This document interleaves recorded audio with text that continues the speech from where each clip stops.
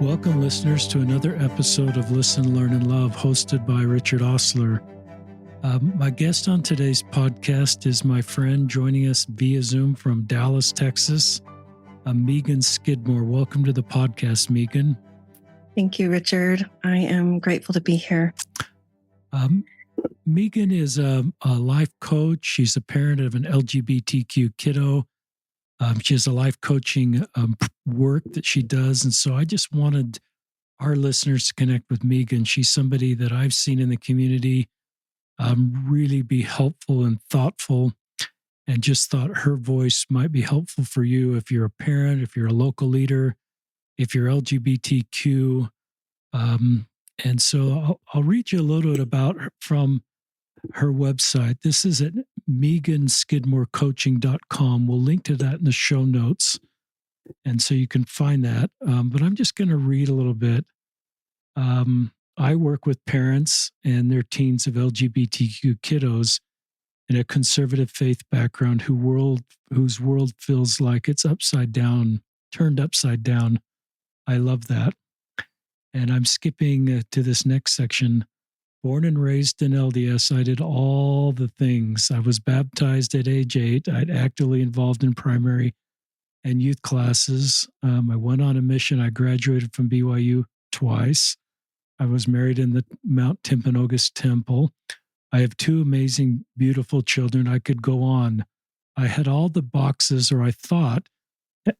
I checked all the boxes, or so I thought, and found out 3 years ago I had another one. I learned God had sent a choice individual, one of the most precious spirits from our Heavenly Father. He sent us a kiddo who identifies as LGBTQ. I read that for the first time today, even though I've known you for a while, Meagan. It just tugged at my heartstrings. Yeah, mine too. And I think a lot of parents that are listening that are walking in the space for the first time as their kids coming out, or they suspect, or their local leader wanting to do the right thing, that resonates with them. Your child identifies as trans. This is recorded during Trans Awareness Week, listeners. It probably is being released a little after that week, but trans awareness is more than a week. It's a part of our responsibility as Latter-day Saints, I think. So I'm going to turn it over to Meagan, but in the show notes, just so you know what will be in the show notes, and I'll reference this at the end, will be meaganskidmorecoaching.com, MEAGAN, skidmorecoaching.com. She has a podcast there. I've been honored to be on her podcast called Beyond the Shadow of Doubt. You can get to that from her homepage. She shared her story in the past in a few spots. One is Lift and Love, terrific organization. Her story's written there. So we'll link to that. She's been on a couple podcasts sharing her stories. So we'll link to those. Mm-hmm. So if you want to hear more of this story, those will be in the show notes. And especially if you want to connect with Meagan for her work as a life coach, if you're a parent navigating this space, you may find Meagan's work really helpful for you. And she's in this space from a professional standpoint, providing needed skills for parents. Is that okay for an introduction, Meagan? It's great. So I'm happy with that. And we will turn it over to you to share your story. Okay. Thank you. I'm so used to being on the other side. Being interviewed brings its own energy, different jitters. Yeah, like you've already said, a little bit about my origin story. I was born and raised in the LDS Church, and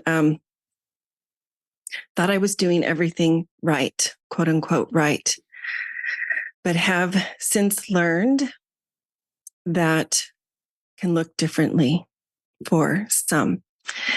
And I'm realizing after listening to you read what's on my website, I need to update it. It's been about 4.5 years now in this space. And so that was in 2019 that we learned our youngest identified as LGBTQ+. This was through a text that that came to my phone. My kids were still young enough at the time. We were getting their texts. So my kiddo did not get the opportunity to share their identity on their own. It was something that was found out, which I truly believe in hindsight was divine intervention.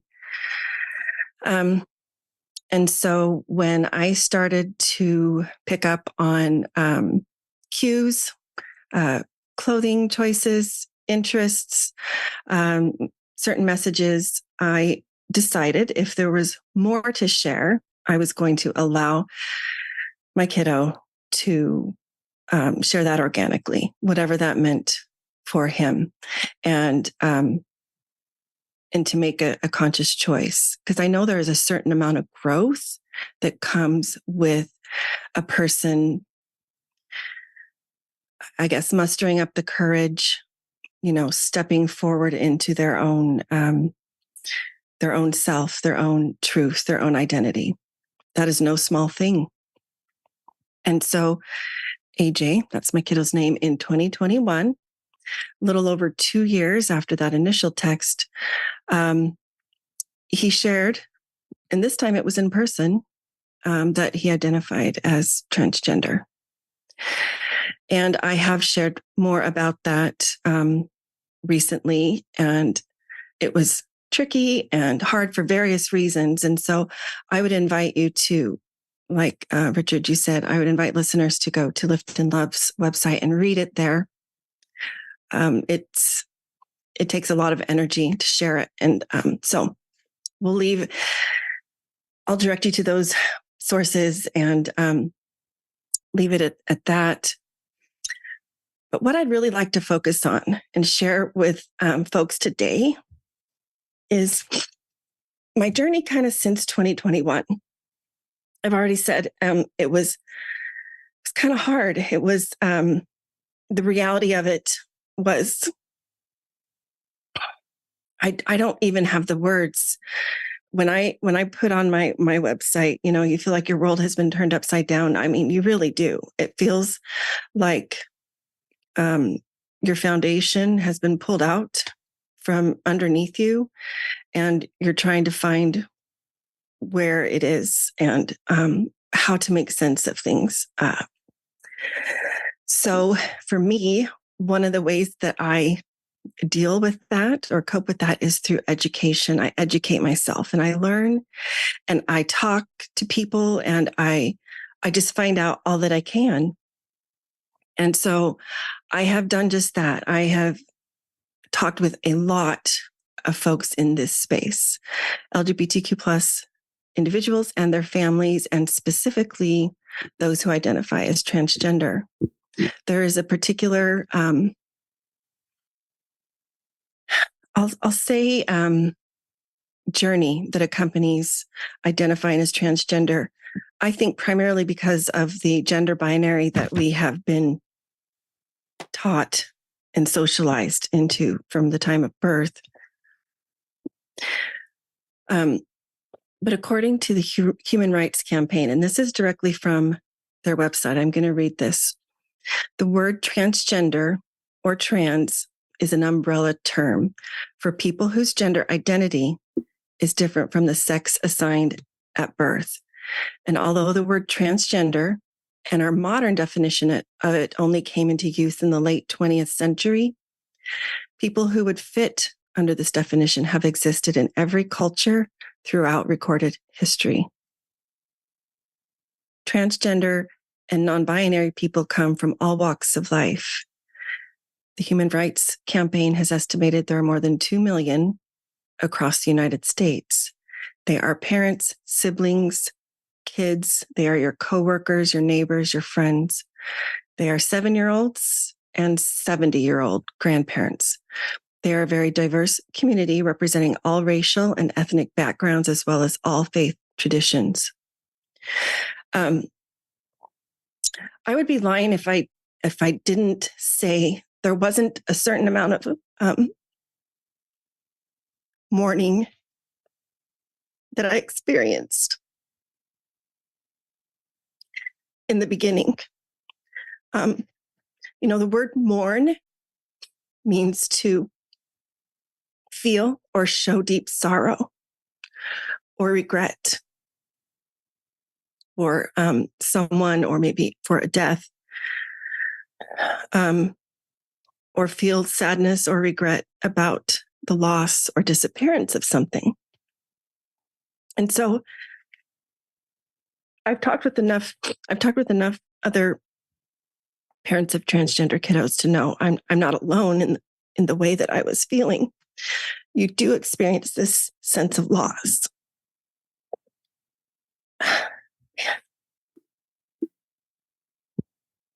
Over the kiddo you thought you knew.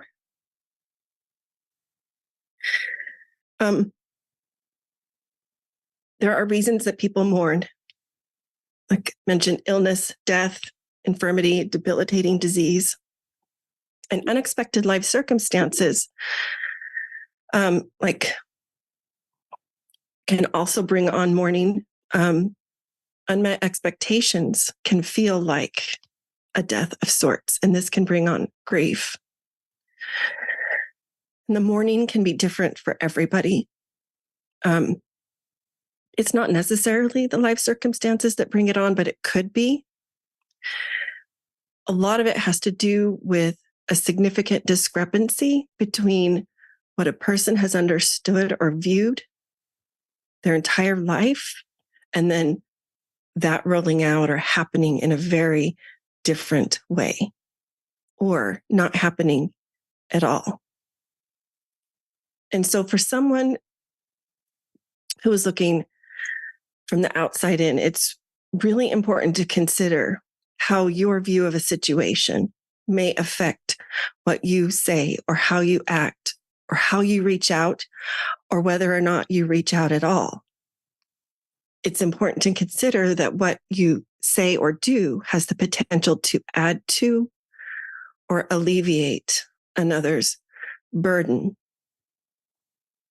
And I bring this up because in the LGBTQ plus community, including their families, sometimes there are moments where they are in some type of mourning, right? Mourning, feeling sad feelings about feeling a loss of something that they thought would happen, or that a reality that they thought would come to fruition.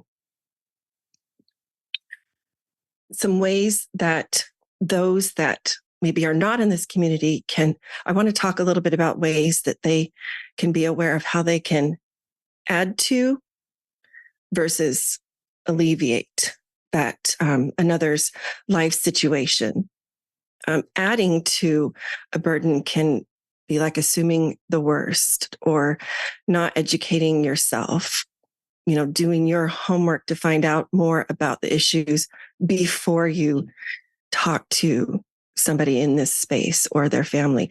It can look like projecting your fears, or even treating the individual or their family like they are contagious or something, like discouraging your family from being around them, for instance, around LGBTQ plus individuals, or especially transgender, because I understand that it's a misunderstood space. And that's where the onus is on each of us to educate ourselves. And the best way that I can suggest to alleviate another's burdens is through asking questions, having curiosity, and something that you are a huge proponent of, and that is listening. If you're aiming to lift another's burdens, those are some of the best ways to do so. Something that I have learned as an empath, I'm very aware of the energy of others around me. I can pick up on it. I can feel often what others are feeling.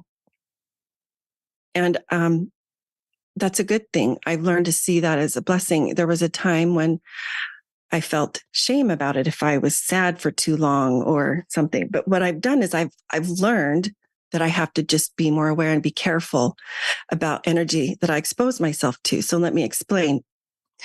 When I pick up on what others deeply feel, it imprints upon me. It imprints upon my energy. And so, for instance, in the capacity of coach and client relationship, I can keep healthy boundaries, like by meeting once a week, set a certain amount of time that I meet with them. I offer support in a structured way in between sessions, like through email or through Voxer. However, in other relationships, I have to be the one to set up parameters. So if I'm around energy that doesn't celebrate my family and specifically my kiddo, I feel it deeply. And that energy imprints upon me. And if I'm exposed to it over and over, it takes a toll. It's not mentally healthy for me to continue to put myself in situations that aren't conducive to positive mental health. So when you hear people say that they need to take a break or distance themselves from the church for mental health reasons, this could be part of what they're referring to. I can only speak for myself, of course. But this is very real. You can pick up on the energy through what people say, through their body language, through their reactions, and through inactions, right? When people stop reaching out that maybe once did. And again, for my own mental health and well-being, I'm not going to beg, for lack of a better word, for people to love, accept, embrace me, my family, my kiddo. I can't do that. I don't have the energy, and it's kind of self-deprecating. And it's also not community, the definition of community or friendship, and certainly not Christ-like. So on the reverse, how to alleviate, right? How to help lift. These are my suggestions. Look for things to celebrate about the family. You do not have to, this doesn't require any agreement, any talk of political viewpoints, none of that. Look for reasons to celebrate. And as I've mentioned before, truly one of the most meaningful ways to show love and to alleviate another's burden is just listening. I cannot emphasize enough how important that is. You can, as you're listening, practice raising your awareness of your response when listening to others in a variety of situations. So practice maybe with a friend or a family member before chatting with the individual or family, LGBTQ plus family. If you feel tempted to interject, notice that. Pause, take a deep breath, consciously keep your mouth closed, wait, hold your comments to yourself and allow them to speak. And then if after they've spoken, you feel your comment is still relevant, appropriate, and or helpful, then proceed with caution. Always asking yourself whether the question or comment is coming from your own fears or if you are expressing love. And this could sound like if your sentence begins with but, or well, what about, or do you really think, or have you thought of? And definitely, what if are often red flags for a response coming from our own fear, our own prejudice, bias, or understanding, or even misunderstanding. Conversely, a response coming from love sounds like, thank you for trusting me with your story. I didn't know that. My understanding has increased. Thank you. What can I do to support you? What, if anything, do you need? And if you truly do have concerns, opinions, or doubts about the way another's life, quote, looks, how they're living it, I invite you to consider these concepts: free agency. Regardless of what you think about how they're living their life, they have their free agency. And so what you think about it really is irrelevant. Put the relationship first in all that you do and all that you say. Put the care, the concern, the importance of that person or family first. And also process your own discomfort on your own, whether that's with a therapist, a life coach, a support group, maybe a trusted confidant. Process it on your own time, because all too often, folks in the LGBTQ plus community and their families pay the price of the discomfort of others. And this is through judgmental comments, unwelcome or inappropriate questions, unfair assumptions, unsolicited advice, unwarranted criticism, being ostracized, or the politicizing of their lives and their, choosing sides. Many view them living authentically as making some sort of lifestyle choice. And I have talked with so many LGBTQ individuals and their families.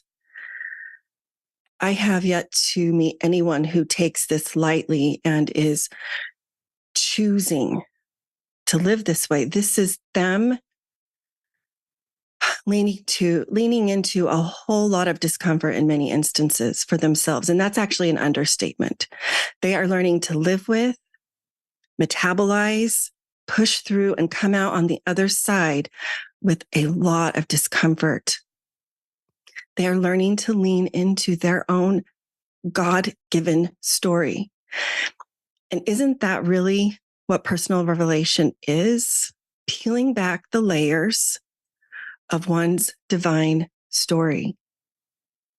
Leaning into that intuition, to that inner voice inside that is guiding and directing us. It's called a different thing in many faith traditions: inner wisdom, inner authority, intuition. And potential is to peel back those layers is leaning into this idea of God-given potential. It's like believing in what exists right around the corner. It's listening to those those inklings, those whisperings, those guidances, and trusting, even when those around them, much of society, is telling them something different, something that actually makes many of them, for a while at least, hate themselves or try to end their earthside existence. Going back to this, leaning into that inner wisdom, that intuition, that personal revelation, it's seeking to know and understand something with our minds intellectually and our hearts, which is our feelings and emotions. The scriptures teach us this. And since we feel our feelings in our bodies, think about having jitters if you're feeling anxious, shaky hands if you're feeling nervousness. Maybe you feel a light and airiness when you feel joyful, a warm blanket feeling when you feel peace, or a heaviness in your heart if you feel disappointment or grief. This is all very much a mind, heart, body experience.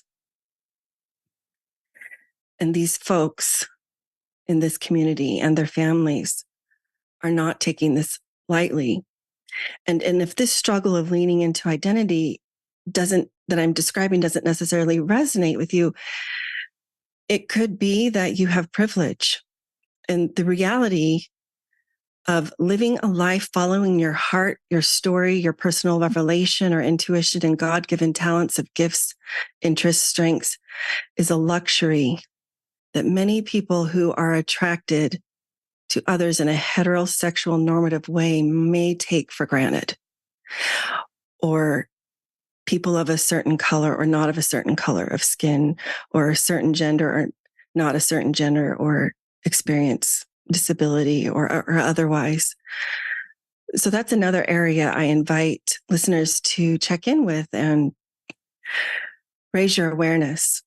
Is some type of privilege keeping me from seeing or are actually learning to mourn with those who are in mourning or taking care of things that are causing me discomfort on my own time? If there's one message that I really want to drive home, this is kind of the crux. And I learned this personally as a mother. It's that we cannot tell other people's stories for them. We cannot listen to them and then say, well, I disagree. That's not right. You're basically saying, I don't believe you, or you're lying. And that is so dehumanizing. And because this topic has become so politicized and people tend to take sides, that makes how we speak, what we do, all the more important. It's dangerous if we're taking sides. It's dangerous if it's politicized, because then I personally believe we're at great risk for losing sight of the humanity in all of this. We are in danger of losing sight of people's hearts. And we're also missing out on some very powerful, life-changing to the core type of changes and heartbreaking stories that have the capacity to work magic on all of humanity. And when I say heartbreaking, it doesn't have to be a negative. My heart has broken multiple times throughout this journey. And each time it gets bigger, deeper, increases in understanding.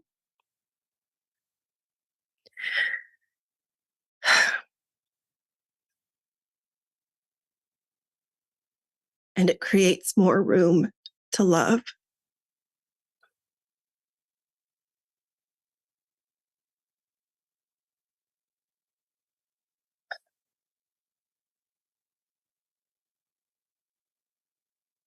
The one thing that has been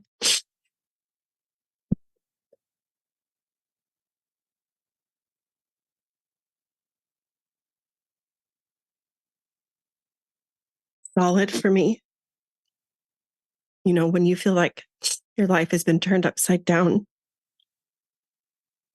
you want to grasp onto those things that help you feel grounded, the things that maintain status quo for you, I guess. And for me, that has been my belief in a higher power. There are times when I don't fully understand why things are the way they are.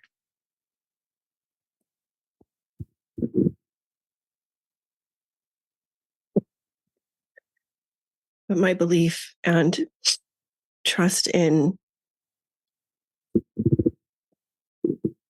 and leaning into who I understand God to be has been an anchor through most of this. And I know that God is okay.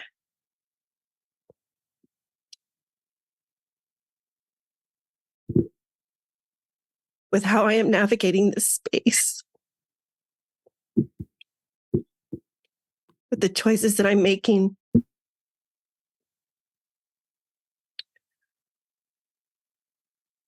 Even if, let's just say, I'm 1,000% wrong, God is still okay with that because there is value in learning and growth and progress. That's what we're here for. I believe that's one of the reasons we needed to come and experience this earthly existence, is progress, certain things we couldn't do prior.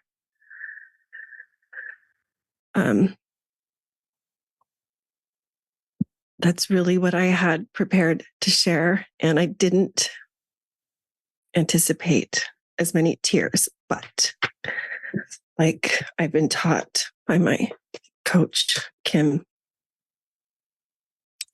tears are where the healing is. Tears are the releasing of what needs to come out.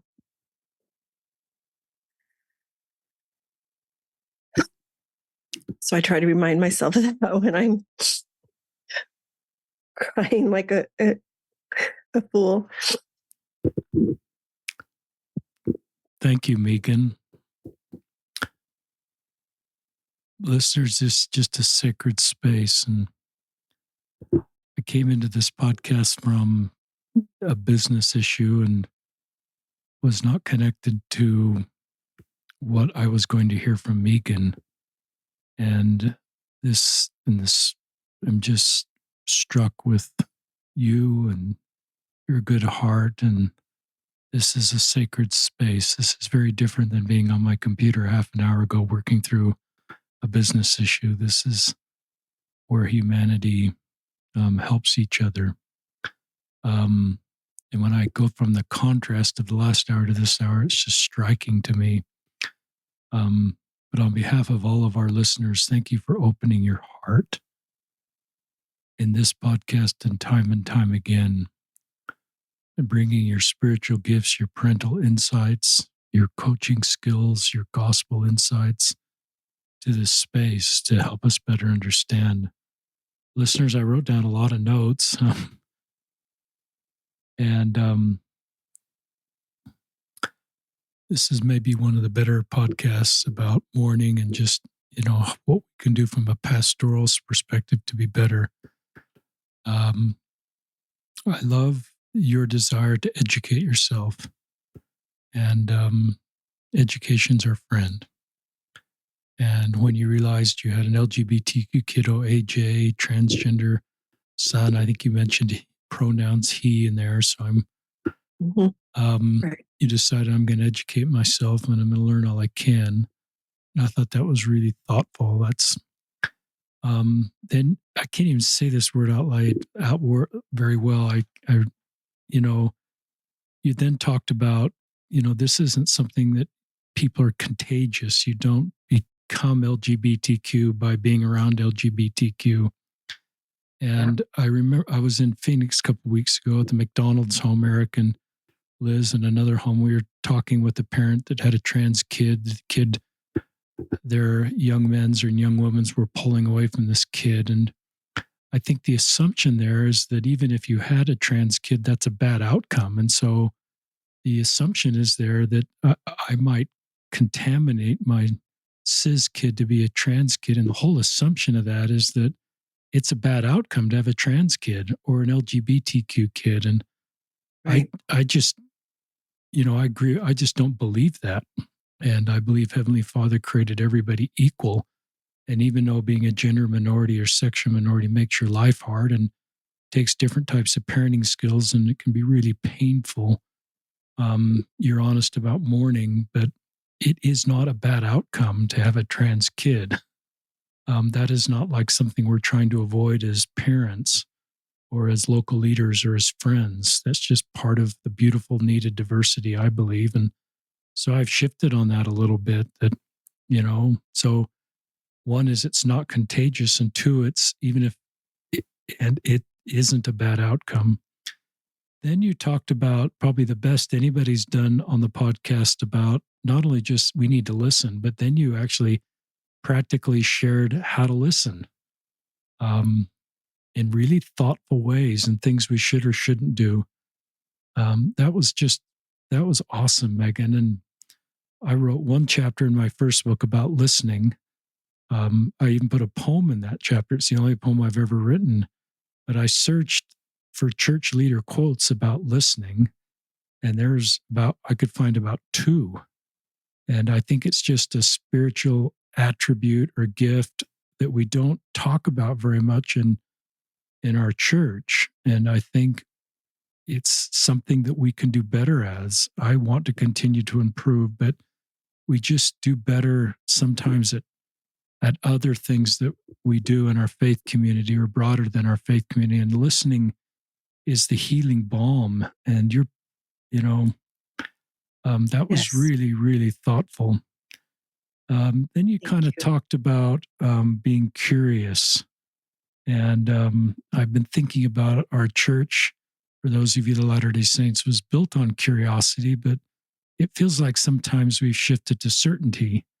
We were built on curiosity, but we're now sort of, and I just think we can continue to do both. We can be certain, like you are, about God's love, but we can be curious about things we don't understand and just not dismiss them as a sign of the last days or Satan confusing his children or some of the things that we may pass off, spaces we don't understand, but to be curious and do what Megan's done in your personal story. So I love that. I wrote that down, and I loved your thoughts about privilege. And I love that, all LGBTQ often pay the price that people in privilege don't pay. And I thought that was really helpful. Then this quote of yours that I wrote down was stars. We can't tell other people's stories for them. Um, and it's just so thoughtful about, Meagan, about this idea that we can't tell other people's stories for them. Um, so those are some of the thoughts that came to my mind as you were sharing. Just more thoughts that come to your mind you'd like to share. Yeah, I appreciate you talking about this idea of curiosity versus certainty. It's actually a much more mentally healthy way to navigate life. Um, we tend to want to be certain about things. It creates we think it creates a feeling of safety, but then when new information is introduced, that's where it becomes unsettling. That's where we're at risk for not being open-minded, not learning, what we don't know yet. And there is so much that we don't know. I thought I understood what gender was, what sexuality was, but they're both two different things. I know you've had Monica Phillips on your podcast. I interviewed Monica. Not that genetic proof is needed, right? Listening to someone and hearing them share their truth, going back to those feelings that they feel deeply inside that only come to them, that quote shouldn't need scientific evidence in order for us to believe them or listen to them. I think that's such an important part of being ministers. And mourning with those that mourn. And you know what? I think that implies conversely sharing in others' joy and in their happiness. And I forgot to mention earlier, even though at the time I felt this sense of loss, this sense of grief for the child that I had come to know, I was able to learn to love both the child that I had come to know, up to that point, and the child that I then began to get to know and understand and see in a way that perhaps they felt was, well, no, not perhaps, but that they felt was more authentic to their life experience. It's okay to love them both. It's okay to mourn.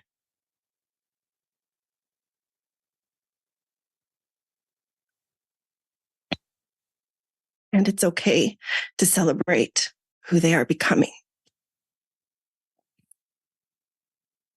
Love that. This is kind of where I prayed that I'll ask questions that you want me to ask listeners.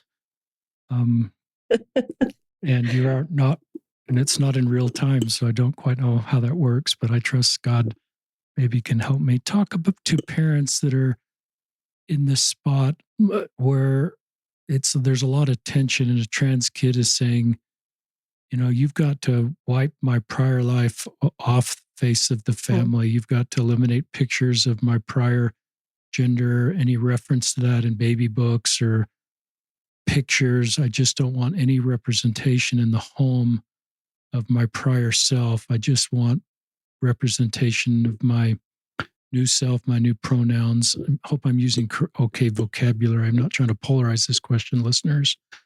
And also parents that are saying, you're not welcome around the house with your new name, and if you socially transitioned or medically transitioned, you're not welcome here.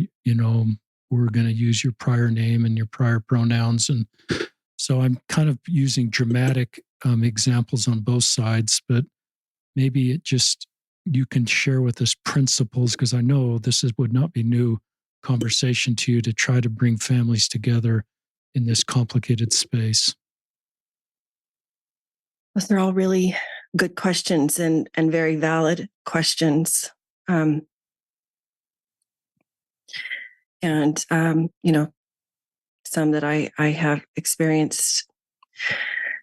The way that my suggestion about a child requesting that things from their past be forgotten or even in their mind erased, pictures removed, taken down from the house. Just because they're asking that on the surface and you honor that doesn't mean you can't allow yourself to feel whatever sadness or grief you might be feeling in that moment. This is probably not the best example. But for me, my weight, my health has been a lifelong journey. And there are pictures from my past that I don't like to look at because I'm heavier. Not everybody will experience it that way, and that's okay. But I feel, great discomfort at times when I see myself in different places where maybe I wasn't being represented for who I really felt like I was. I get that a body weight is something that theoretically is in one's control. Sometimes there's genetic components, sometimes there's metabolism, thyroid, all that kind of a thing that come into play. But that's kind of how I look at it, that you can make the removal of pictures mean whatever you want it to mean. I always know the pictures.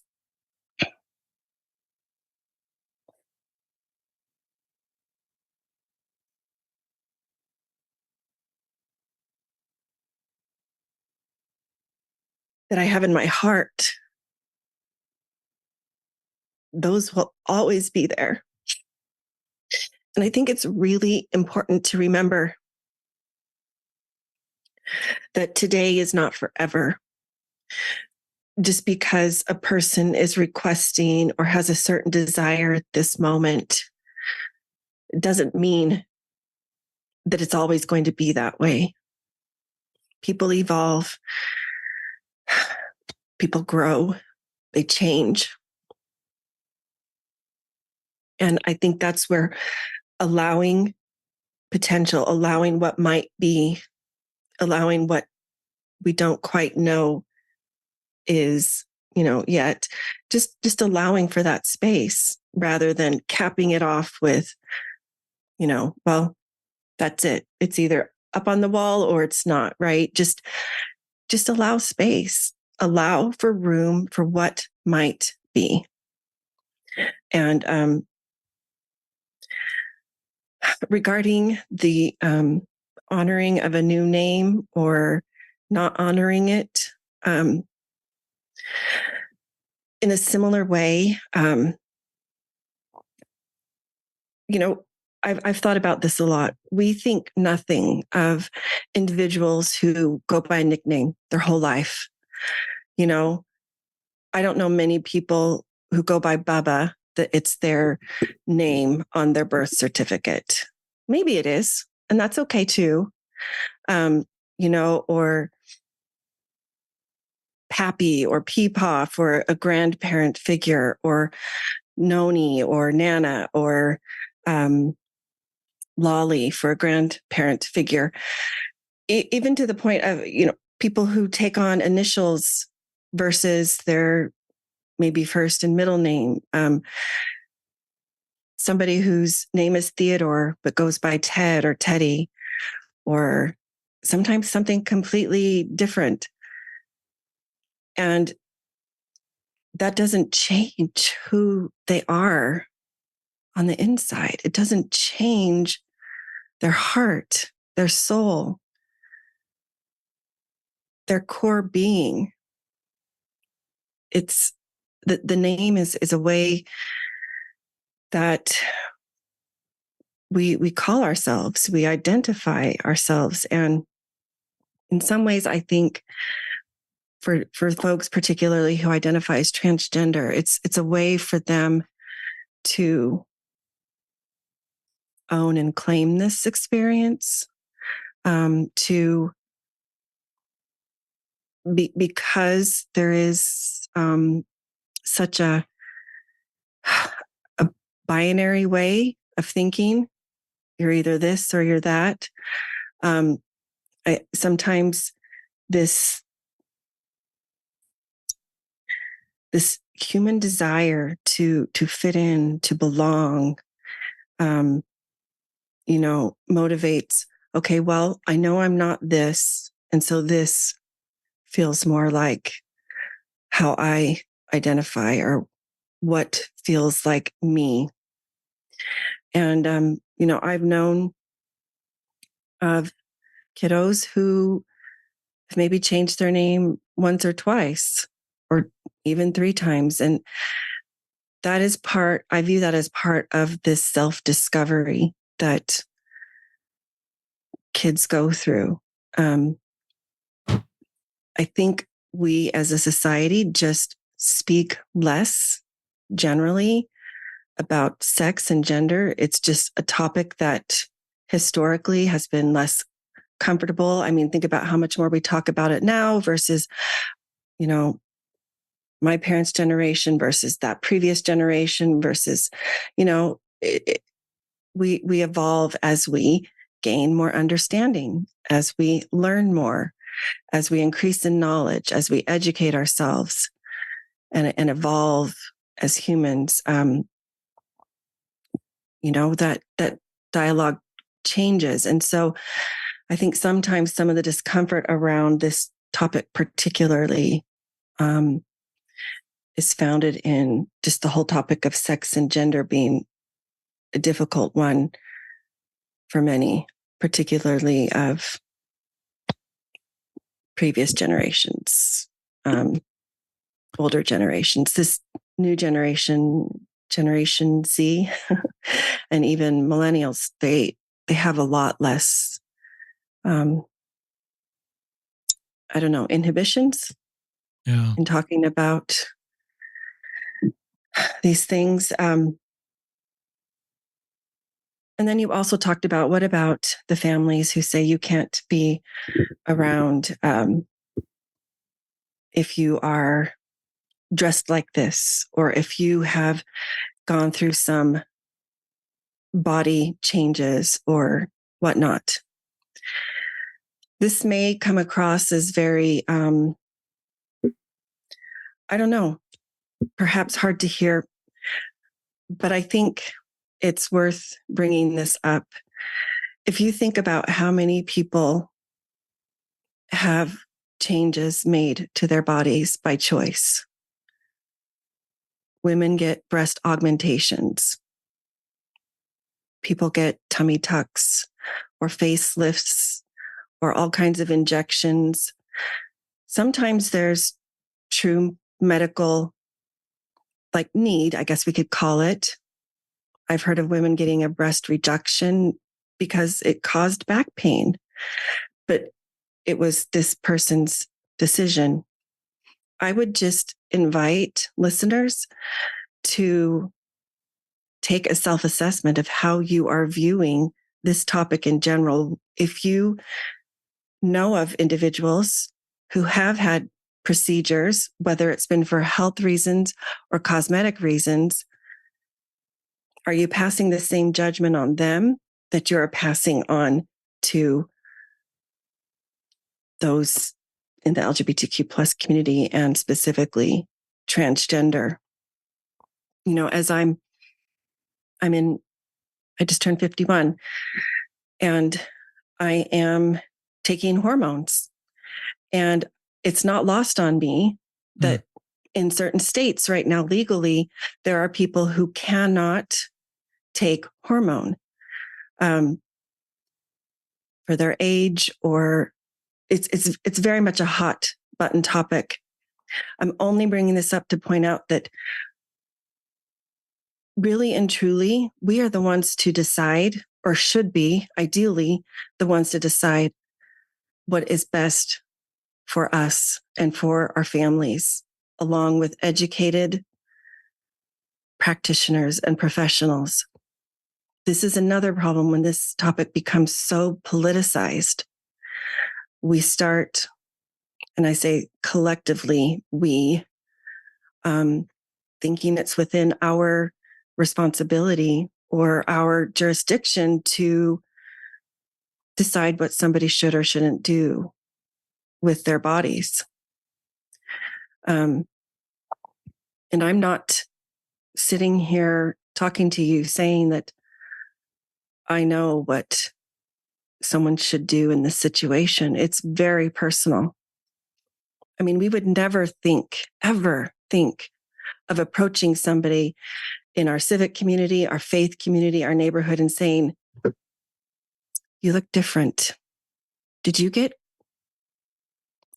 some surgery done up here? I mean, it looks a little bit different than the last time I saw you." I mean, we just wouldn't think of that. It's not appropriate, but yet we think nothing of talking about the bodies of those who identify as transgender and LGBTQ plus, when it's truly not our concern. If you are a family, a parent, if you are an individual who identifies in this way, then yes, it is your concern. And once your child hits 18, my take on it is your job is to love. Going back to those concepts that I brought up earlier, to consider, even if you disagree or are uncomfortable with the way somebody is living their life, if you have opinions or doubts about the way another's life looks, remember free agency.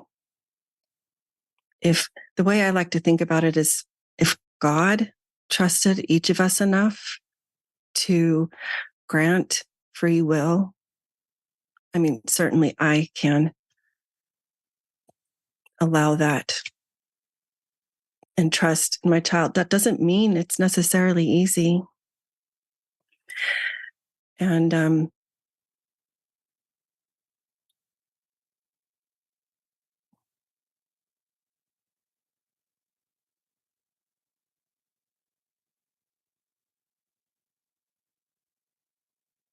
it definitely doesn't mean that any one of us has all the right answers. I mean, there's as many potential life pathways as there are humans that have existed, that currently exist, that will come to this earth. But I believe if you put the relationship first, if you put your trust in God, in a supreme or divine being, the universe, whatever you call it, it's going to be okay. I think it's common for parents to worry about what doing some type of medical interventions will do, or how it will affect a kid's reproductive capacities. And it's a valid concern. And a thought that I have had before is, there's a lot of folks out there who, for whatever reason, are unable to conceive naturally, and they have created a family in other ways. There's so many ways to get from point A to point B. There are people who have had surgeries done that maybe they regret later, or other body alterations.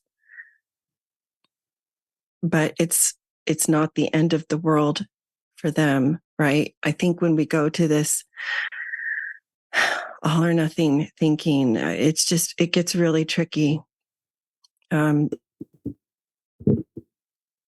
Where it's hard not to. That's what our human brains will do in an attempt to protect us and keep us safe.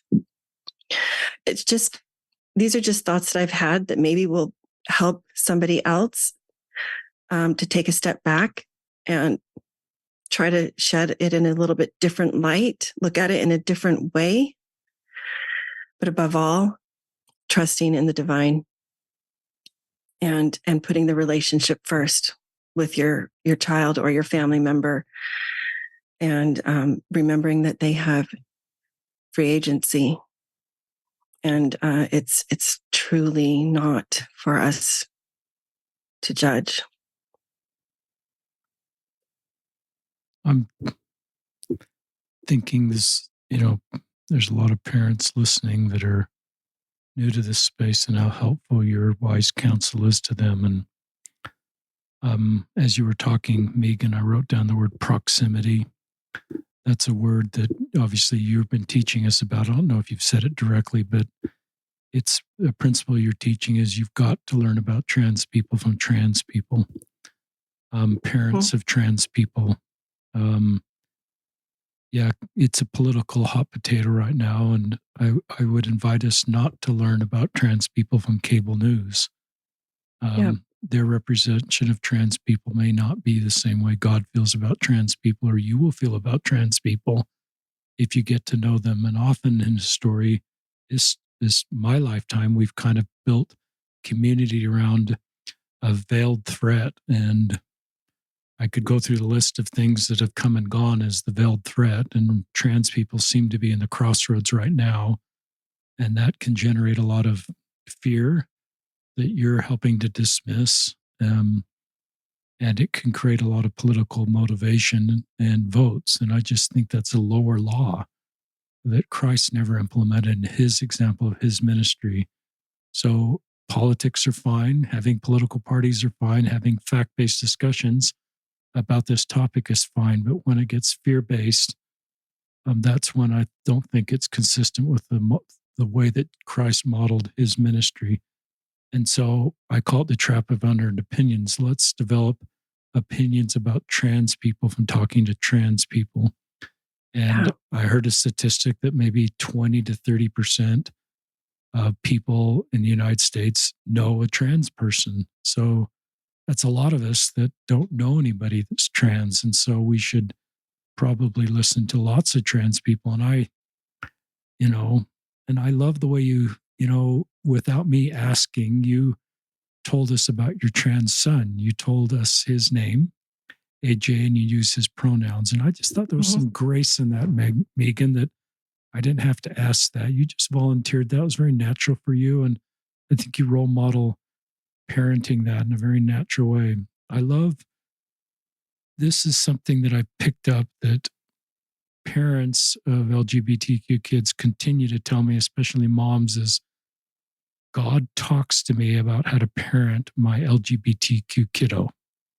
Yes. And I have a lot of voices around me but at the end of the day, and that's our doctrine for those of you that are Latter-day Saints, is we as parents have, personal revelation how to guide our kids.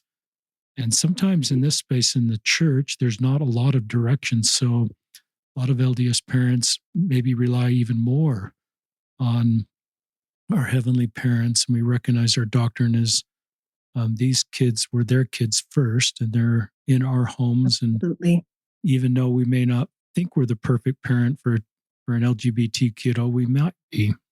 We're not perfect parents, but we may just be the perfect parent because we are doing the things that Meagan's invited us to do. And you probably would love to do some do-overs. I don't want to have any parent feel like, well, I wish Meagan's not saying she's done it all right. And I'm not saying I've done it all right. No way. I think you can still be a really good parent and not be perfect in everything. And you may be just the right parent for your LGBTQ kiddo. And so I love that principle that, at the end of the day, I really believe our heavenly parents, heavenly father, heavenly mother, I believe they're both there and they both really care about your kids and they want the best for them. And they will continue to guide you on how to navigate this road. And don't beat yourself up if you feel you've made mistakes. You can do better. I usually, when we talk about trans kids, I talk about Levi Martin. This is kind of a suicide trigger because Levi Martin is a trans kid who died by suicide. And his parents have been on the podcast. This is kind of triggering, but it's back to what our responsibility. And they've shared with me Levi's suicide note. And I'm reading from it right now. I am terrified of how society treats transgender people. And that's in the middle paragraph of this 4-page. And I feel that. And you know that, Meagan. You've talked to parents. I feel that. And politics is amping that up in this. And we need to do everything we can for those of you that are Latter-day Saints. Just everybody, people need to hear kind things about trans people. They need to be filled with positive things. So no one should ever feel that who they are, they're terrified of how that fits into society. That is not the gospel of Jesus Christ. And it's just heartbreaking for me to realize that's the reality of how some of Heavenly Father's children feel. Other thoughts that come to your mind that you'd like to share? Just one more thought. You were talking about, I absolutely know I am not a perfect parent. I would never, ever claim that. But the thought popped in my head as you were talking about that. Do not underestimate the power of admitting when you have made a mistake or when you handle something in a way that in hindsight, you now see you could have done differently or better or more lovingly. Kids, it means so much to our kids when you show up as a human and you say, I'm sorry, I didn't handle that very well. I'm learning. Can you forgive me? And I love you. And that right there is actually one of the most Christ-like love-filled, life-changing moments you can have. Yeah. Don't underestimate that. What would you say if you have more time to a parent who um, believes they've got a, I'm going to say a junior high trans kid or somebody that's saying, I'm kind of, wonder if I'm trans and I maybe like to take on a different name, or you could call me they or non-binary. And the parent really believes in the back of mind, this is just a phase. They've connected Mm-hmm. with a group at school. This is going to pass. So that's in the back of my mind. And listeners, I would offer up it's possible it's a phase. There may be some short term where the bottom of the iceberg really isn't gender dysphoria, it's something else, maybe a short term need to belong. Maybe it's I don't want to invalidate anybody's experience by saying this is a phase, because I don't think it is. But there may be some rare exceptions. What would you say to a parent who thinks, this is a phase, and maybe you thought it was a phase with your trans son? And so I'm not going to do anything to affirm this, because if I Mm-hmm. affirm this, I'm sort of locking this in to be permanent. That's a tender question, but I bet you have some thoughts on that. I do. The first thought, without diminishing the importance and the significance of this, if a parent truly does think this is a phase, think about some of the other things that your kiddo may have been interested in or talked about or curious about or read about, and it was a phase. Can you approach it along those lines? Again, not diminishing. I understand when it comes to the topic of sex and gender, there's this certain level of I don't know, worry, gravity, fear attached to it. But here's the other thought that I have to share with you. When you think about what a person is subject to who identifies in this way, I just cannot fathom anybody choosing that as just a phase, as is demonstrated by the sentence you read from that suicide note. I'm really hard pressed to believe that anybody is choosing this, knowing the very difficult road that lies ahead. Yeah, I agree with that, and I love the way you take the same principles, some other things that kiddos go through. So, listeners, my experience is this is not a phase. This is something that's real to people. And there may be some minor exceptions. I'm worried about, there are some people at detransition. We talked about that with Sue Robbins. If you want to scroll back, she's a transgender woman. And she talked about statistics about, it's a very, very low percent of people that detransition. But I recognize that in the political world, someone who's detransitioned and maybe transitioned in the first place by not kind of medical help that you're referencing people get,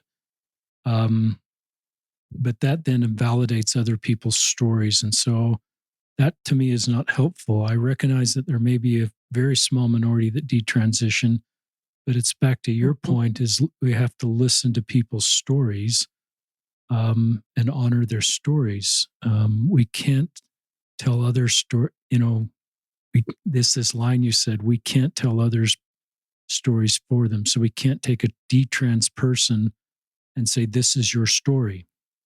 That is really painful. So I don't know if you've got any comments on that. The other thing I really liked is you said, and I wrote this down, and you talked about Monica Phillips' story, and they did get some DNA testing and sort of had, I'm using the right scientific term, some biological understanding of why their transgender son feels transgender. But her point and your point is that doesn't invalidate the stories of people that are transgender, right, and don't have sort of this biological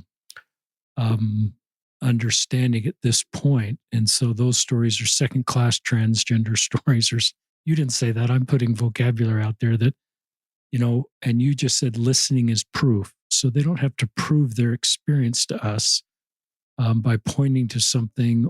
We just believe them because it's part of the grace of being a human, and honor their story, even if it's different than how we feel or what our worldview. So I don't know if there's anything in there you want to come back to. We're kind of coming to the end. I do want to comment on. Those are tender topics.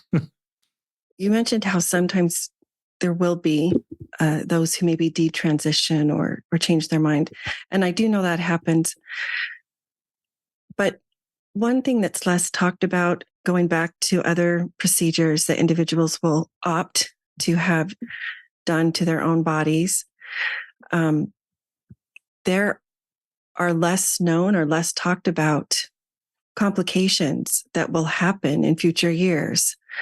There is such thing as breast implant illness that will bring on other problems to the point where literally they need to be removed. Just the presence of them is harmful to the person's body. I bring that up just to invite listeners to really think about how they are viewing.